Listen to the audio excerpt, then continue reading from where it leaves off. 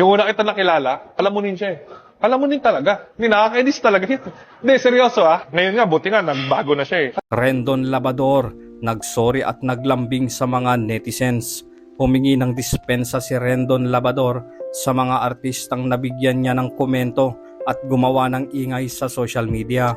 I am apologizing ang nasabi ni Rendon sa panayam sa kanya ni Ogie Diaz, kung saan natalakay nila ang mga komentong naibato ni Rendon kahit sa mga malalaking pangalan sa industriya ng showbiz. Matatandaang nasa 3 linggo na ang lumipas mula nang mawala ang Facebook page ni Rendon.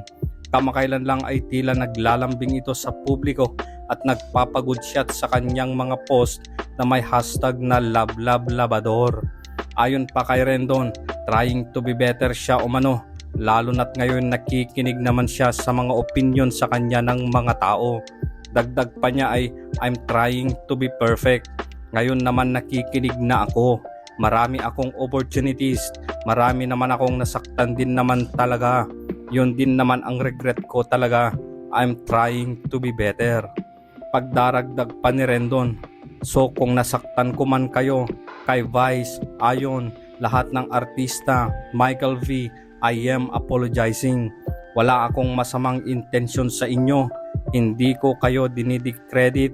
I am thankful sa mga nagawa nyo. Ang gusto ko lang matulungan, magising. Sana makasama ko kayo sa pagbago sa Pilipinas.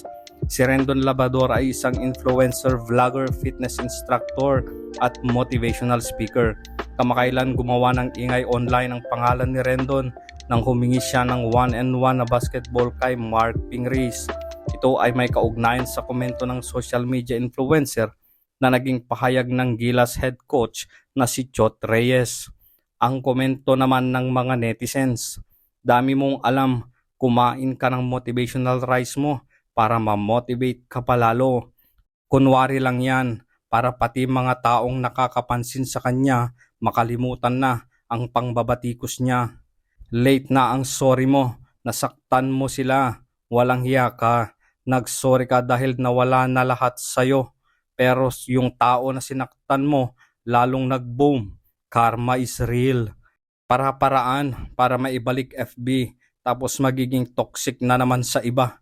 Bakit di kaya mga tiwali at corrupt na politiko ang tirahin nito? For sure marami ang matutuwa.